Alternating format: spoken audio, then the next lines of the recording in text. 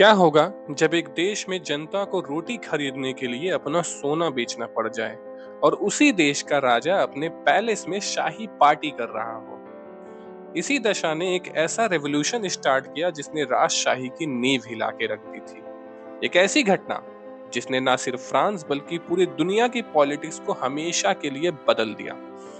So welcome everyone. आज हम लोग बात करने वाले हैं क्लास 9th हिस्ट्री के chapter number 1 the French revolution की।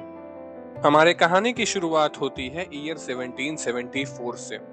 उस समय फ्रांस में बॉर्बन डायनेस्टी का राज था और उसी साल में फ्रांस की गद्दी पे एक नया राजा बैठने वाला था जिसका नाम था लुइस 16। लेकिन जैसे ही वो किंग बना उसको एक बढ़ती हुई फाइनेंशियल क्राइसिस का सामना करना पड़ा। अब इसके पीछे रीजंस क्या थे?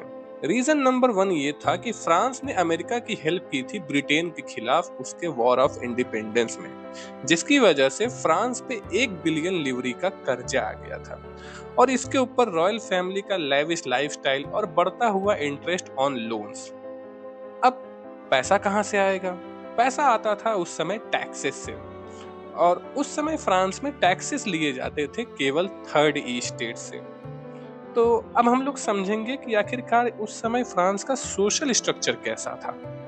तो फ्रांस का समाज उस समय 3 भागों में डिवाइड था। उनको सिंपली हम लोग फर्स्ट ई स्टेट, सेकेंड ई स्टेट और थर्ड ई स्टेट कह सकते हैं। फर्स्ट ई स्टेट में क्लर्गी आते थे, यानी कि ऐसे लोग जो चर्च में काम करते थे। अब पूरे देश में इनकी पॉपुलेशन केवल 1% थी और इनको किसी भी प्रकार का टैक्स नहीं भरना पड़ता था।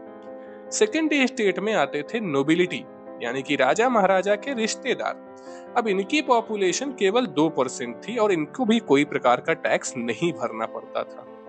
थर्ड स्टेट में आम जनता, पीजेंट, लॉयर, डॉक्टर, बिजनेसमैन सारे लोग आते थे। इनकी पॉपुलेशन 97% थी और देश का सारा टैक्स इन्हीं से लिया जाता था। अब टैक्सेस भी वहां पे 2 प्रकार के थे, एक था टाइली, एक था तिथि। टाइली एक ऐसा टैक्स था जो हर सामान पे लिया जाता और तिथि एक ऐसा टैक्स था जो कि चर्च में प्रे करने के लिए लगता था। अब हम लोग बात करेंगे कॉजेज ऑफ फ्रेंच रेवोल्यूशन पे।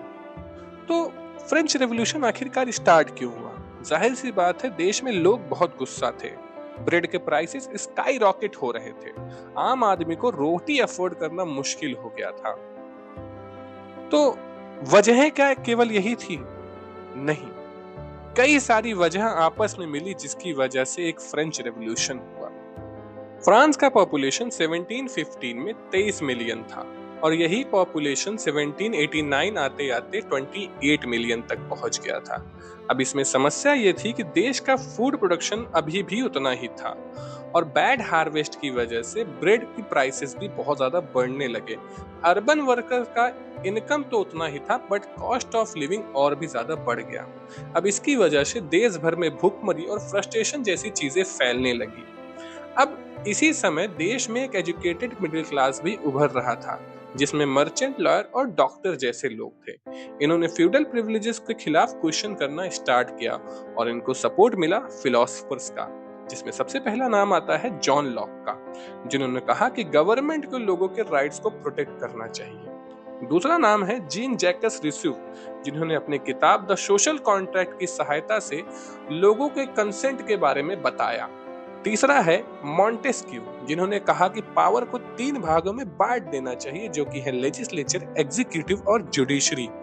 अब ये सभी आइडिया प्रिंटिंग प्रेस की सहायता से पूरे देश में फैलने लगी और लोगों ने इन्हीं चीजों के खिलाफ क्वेश्चन करना भी स्टार्ट किया। क्या सिर्फ जन्म से ही किसी को अधिकार मिल जाना चाहिए? अब इन सब माहौल के बीच में लुइस 16 अपने खाली खजाने से तंग आकर 175 सालों में पहली बार ई स्टेट जनरल्स की मीटिंग बुलवाते हैं। इस मीटिंग में फर्स्ट ई स्टेट से 300 लोग आते हैं, सेकंड से भी 300 लोग आते हैं और थर्ड ई स्टेट से टोटल 600 लोग आते हैं। और ध्यान देने वाली बात यह है कि हर एक ई स्टेट के पास केवल एक ही वोट था और जब राजा ने टैक्स बढ़ाने की मांग की तो फर्स्ट ई स्टेट और सेकेंड ई स्टेट इसके लिए मान जाते हैं, लेकिन थर्ड ई स्टेट इसका विरोध करता है और कहता है कि आप हर एक व्यक्ति को इक्वल वोटिंग राइट्स दीजिए, यानी कि 1 मैन इक्वल टू 1 वोट, और राजा इसको पूरी तरह से मना कर देता है और थर्ड ई स्टेट वाले इसके प्रोटेस्ट में वहां से बाहर चले जाते हैं।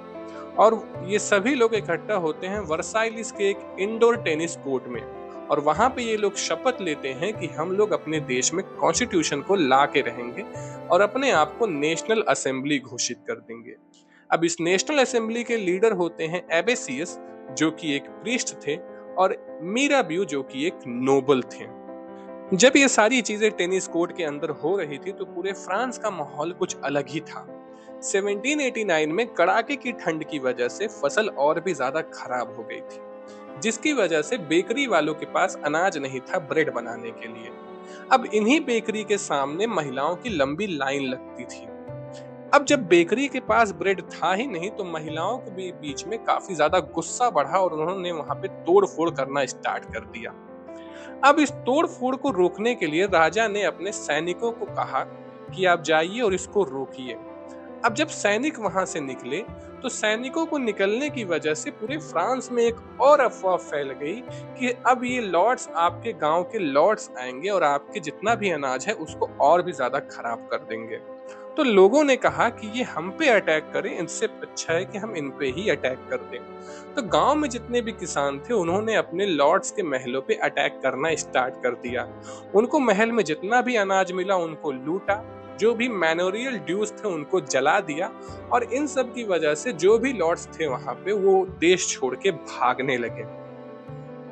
अब बात चाहे गांव की हो या शहर की हो, दोनों ही जगह पे लोग अपने घर से निकलकर क्रांति से जुड़ गए थे। और ये सभी लोग 14 जुलाई 1789 को बास्टिल के जेल के सामने इकट्ठा होते हैं और इसी को सबसे पहले तोड़ते हैं। क्यों? क्योंकि बास्टिल का फोर्ट्रेस प्रिजन राजा के डेस्पोटिक पावर को दर्शाता था। अब वहां से जितने भी वेपन्स मिले लोगों ने ले लिया और जितने भी कैदी थे उनको छुड़वा दिया, और इसी डे को बास्टिल डे के रूप में भी जाना जाता है। अब राजा के हाथ में कोई भी कंट्रोल नहीं बचा था, तो वो नेशनल असेंबली को मानने के लिए तैयार हो जाता है। हाँ? नेशनल असेंबली जो अभी तक एक टेनिस कोर्ट में बैठा हुआ था, राजा उसको मान जाता है। क्यों? क्योंकि राजा को लगा कि नेशनल असेंबली ही सब कुछ करवा रहा है, और राजा उनको एक समझौता करने का प्रस्ताव देता है जहां पे पावर को राजा और नेशनल असेंबली के बीच में बांटा जाएगा। नेशनल असेंबली इसको मान जाता है और अपने देश में 1791 में फर्स्ट कॉन्स्टिट्यूशन लाता है, जिसकी वजह से फ्रांस में पहली बार इलेक्शंस होते हैं और लोग वोट देने जाते हैं। लेकिन वोट देने का अधिकार केवल ऐसे ही व्यक्तियों को था जो 25 साल के ऊपर थे प्लस 3 दिन का लेबर वेज वो एज अ टैक्स भरते थे। अब यहाँ पे उन्होंने declaration of rights of man and citizen भी दिया, जिसमें लिबर्टी, इक्वलिटी और फ्रैटर्निटी की बात की गई, और पूरे देश में कॉन्स्टिट्यूशनल मोनार्की की स्थापना की गई। तो क्या अब यहाँ पे कहानी वेल एंड गुड हो जाएगी? नहीं, आगे और भी सारे ट्विस्ट हैं। तो इन ट्विस्ट को जानने के लिए आपको पार्ट 2 का इंतजार करना पड़ेगा, और इंतजार करते समय आप इस चैनल को सब्सक्राइब कर दीजिएगा, और वीडियो आपको पसंद आई तो लाइक करिएगा, शेयर करिएगा। तब तक के लिए धन्यवाद।